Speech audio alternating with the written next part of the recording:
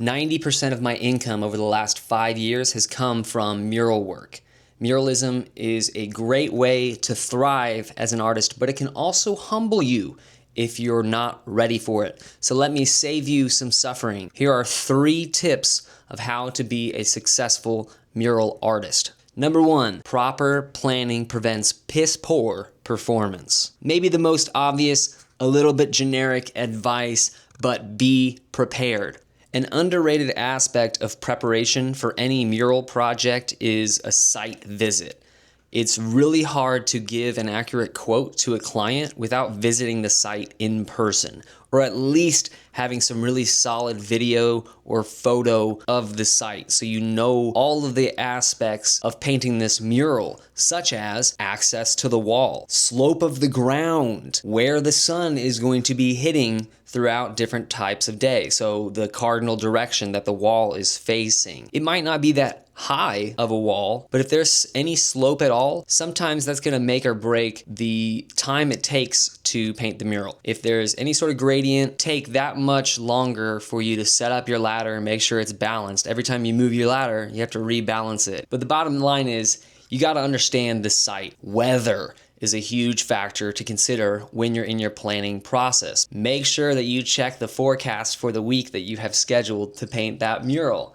And don't bank on anything. Just because the forecast says one thing doesn't mean it's going to happen. We all know that predicting the weather is a very complicated science. So make sure you're checking that radar every day, every night, because the last thing you want to do is drive all the way on site, get your car packed, and it rains the rest of the day. I can't tell you how many times this has happened to me. Not only budget for more time to paint than you think. Almost always murals are going to take longer than you think. If you're guessing 5 days, it's probably going to be closer to 6 or 7. Because of factors like the weather, not all days are equal. Some days you're going to have more energy than others, and it's just really hard to predict things when you're on site and painting large scale. Same thing goes for budgeting materials. I always like to buy a little bit of extra paint. It's better to have extra than not enough, especially whenever you have to order paints from online, which is the case for a lot of spray paint.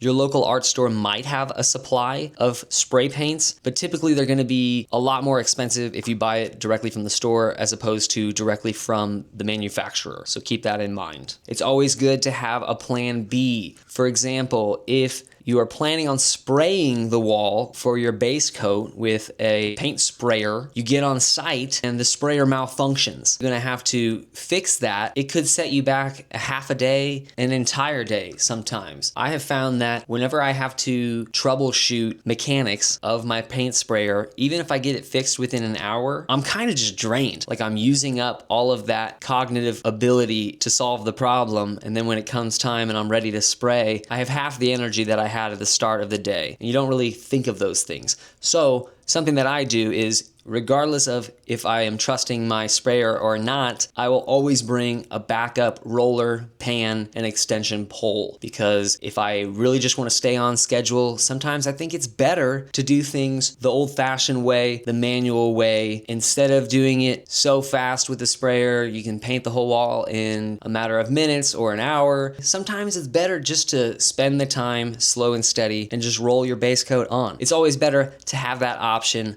just in case your equipment malfunctions. Make sure that you have a full understanding of your design concept. Most clients are gonna want you to have a design before you start anyway. Make sure that you understand the process of how you're going to transfer that image onto the wall, whether you use a doodle grid, a projector, if you're gonna do an actual grid where you do the math and measure it out. Decide before you get on site, have a plan, make sure you have all the materials to do your chosen method, and maybe even a backup. For example, I talked about your tools failing. If your projector doesn't work and you were banking on that and you don't have the materials, the extra paint in order to put a doodle grid onto the wall, you're going to be kicking yourself. So make sure you have a backup plan there. Make sure you understand what it's going to take for you to get that design not only transferred on the wall, but the layering process.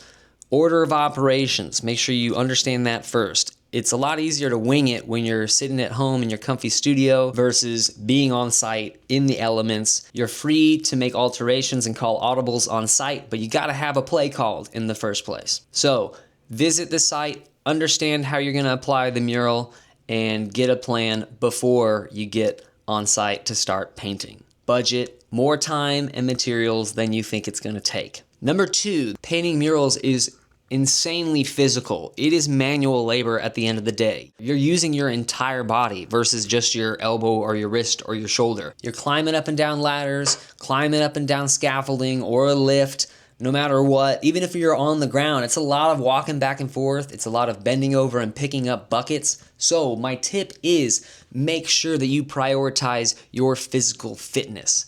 This includes lifting weights. Make sure that you do some resistance training so that you're building your muscles and that you're strong. You can manage your own weight, climbing up and down, whatever you're using to access the wall, and carrying heavy equipment. The last thing you want to do is get injured on a site. Then it's going to take even longer to paint the mural. So exercise regularly. Make sure you get enough rest. Make sure you get enough sleep. A lot of people find creative bursts late at night, and that's fine as long as you're getting your rest. It's not as important when you sleep as long as you're getting enough sleep. Although I will say there's elements of sleep like the circadian rhythm that it is better to sleep whenever it's dark outside so that you can be awake when the sun is out, because it's all part of the circadian rhythm. It's all a part of the process, and you're going to get better sleep if you sleep with the moon.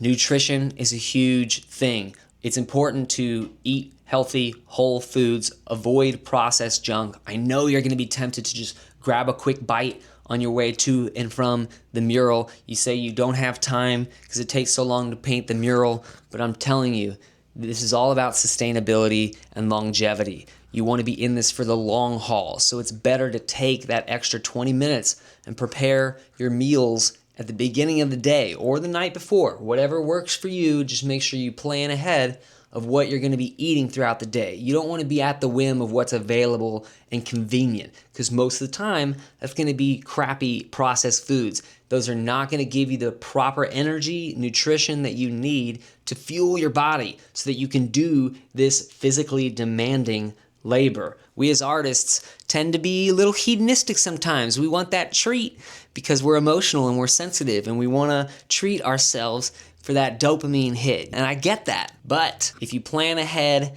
it takes you out of that impulsive moment whenever you're hungry. And I can't stress that enough. You got to take care of your body because this is super physically demanding. I've thrown my back out at least 2 times because I just wasn't resting properly. I was pushing myself too hard.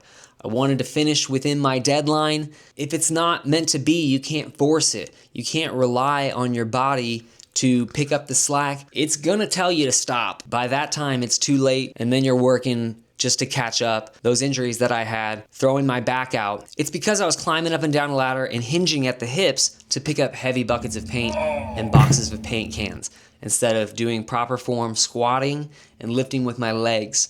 It's easy to get lazy when you're on site and just hinge at the hips and do basically deadlifts all day, and then your lumbar is just super tight. And that's not good. That's how you throw your back out. So make sure you stretch, limber up beforehand. And at the end of the day, make sure you stretch so that your body can relax and not be so tense. Take care of your body. And number 3, it's a little bit more of an abstract tip, and that is get good. You can't fake skills at 20 feet tall. Make sure that you're good at whatever you do. It doesn't even have to be hyperrealism. It doesn't have to be Thomas Hart Benton worthy murals. It just has to be what you do, and just make sure you have command over whatever you do. Maybe it's abstract, maybe it's simple graphic shapes. Whatever it is, get good at that. Be proficient. Do it to where it's muscle memory and second nature before you get to the big scale murals.